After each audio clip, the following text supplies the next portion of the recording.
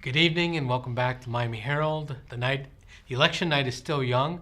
My name is Sergio Bustos, the politics editor at the Miami Herald. And I'm Miriam Marquez, the editorial page editor. So let's start with the congressional race, back to Mr. Joe Garcia, Democrat, and Congressman Rivera. It looks like Congressman Rivera is going to lose big tonight. Joe Garcia is up by about 10 points, but granted, there are a lot of people in line. As you know, this race was very controversial because of the scandals involving Representative Rivera. He was a first-time congressman, and the district had changed, so there was a lot to deal with in this election. Much of the district now includes Monroe County.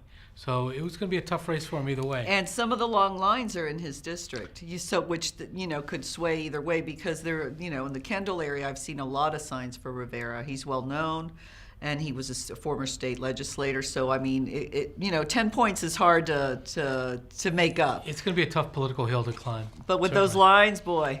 And speaking of lines, oh boy, it looks again as if the lines are not stopping. I mean, in Gould's, there's at least 400 to 500 voters still waiting to cast their ballots. Country Walk remains hundreds. Hialeah. It just is long lines all around. And what's really interesting about this tonight, Miriam, is that typically the panhandle is what we're waiting for. Right. And now we're waiting for Miami-Dade County. So it's going to be interesting, and it is going to be a long night, and it's going to stretch into the night. And keep in mind, we're also part of the bigger picture of the Electoral College. With our votes, you've also got up in the air, I should say, what they call a toss-up. Like the polls can't figure out who's going to win. It's still Florida, still Ohio, and still Virginia. Yep. Okay.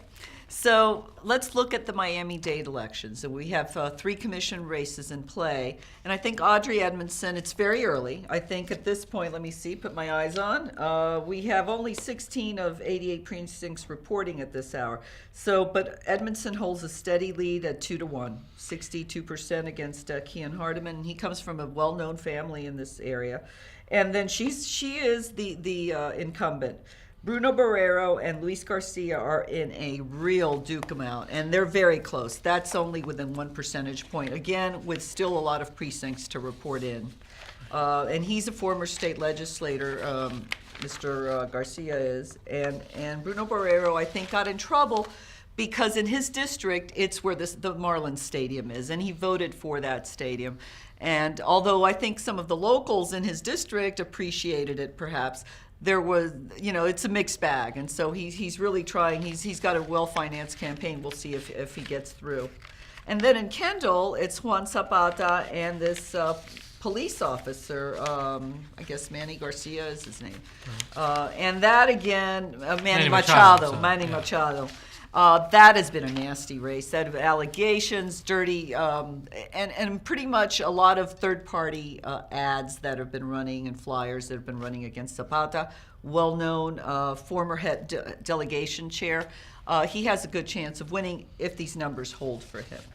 So now, what about the state amendments? I think that there's some numbers coming in statewide now that show a trend. Right. Yeah. We talked to our Tallahassee reporter following the amendments, and it appears as if Amendment 4, which of the 11, if you can believe 11 on the ballot, the Amendment 4 looks like it's going to go down. It needed 60% of the vote. And this is probably, Miriam, the most expensive, if you will. It was going to cost local municipalities hundreds of millions of dollars because it would allow folks who owned a second home, big businesses and small businesses a tax break. It was essentially, they would freeze their. Right now, you get a homestead exemption. You have that 3% that it can't go up by more than 3% a year, your value of your home. For out-of-state property owners, there was no limit. Then a couple of years ago, they set a 10% limit, saying, when it was overheated, the market was overheated, we needed something so that we still had investment coming in. Now they wanted to go again and lower that to 5%, and then beyond that, try to push it down even further and give these extra breaks for first-time homeowners. I mean, it was a mess, and it's looking like it's going to not pass. And we have the head of the Florida League of Cities saying that this was essentially would represent the rejection of tax breaks for out-of-state snowbirds subsidized by Florida's year-round residents. And that's how, and this is Manny Morano, who backed and was the first supporter for Governor Rick Scott. So that really tells you, that this was not like a partisan, everybody voted the same way. There were some real concerns by local officials. Yeah, and keep in mind the amendments are usually driven by average folks going on the street, getting petitions, getting people to sign them. This was completely different. This was the legislature, the GOP-led legislature, putting these amendments on the ballot. So it was going to be a hard road for them to climb to get to that 60%. And it looks like most of them are going to go down in defeat. Right. There's a couple that look like they're going to, they're looking like they might hit the 60% mark that they need. And the one is really an exemption for seniors who have lived in their homes for 25 years, and they would just essentially not pay property taxes if they are of a certain income, Right. lower income. And the other one, which is interesting to me, was disabled veterans and their families. And so Florida already grants that, a special exemption. This would be for people who are moving in, who have been in war, are disabled, and maybe come from, Pennsylvania, Right. wherever, and are moving to Florida. And they'd also get that. And I do wonder if that's going to now attract more veterans to our state. Because the numbers out of that are pretty small. Yeah. So it's a small group of people that would benefit. But Exactly. you wonder whether that would then draw more. Exactly. So what else can we look forward to in the next hour? Well, I wish I could say we can finally decide Florida, but I think when we come back again, there will not be a decision in Florida, and we may not be we may have to be up here all night to figure it out. Maybe into tomorrow morning to figure that one out. All right. Well, we'll see you again in an hour.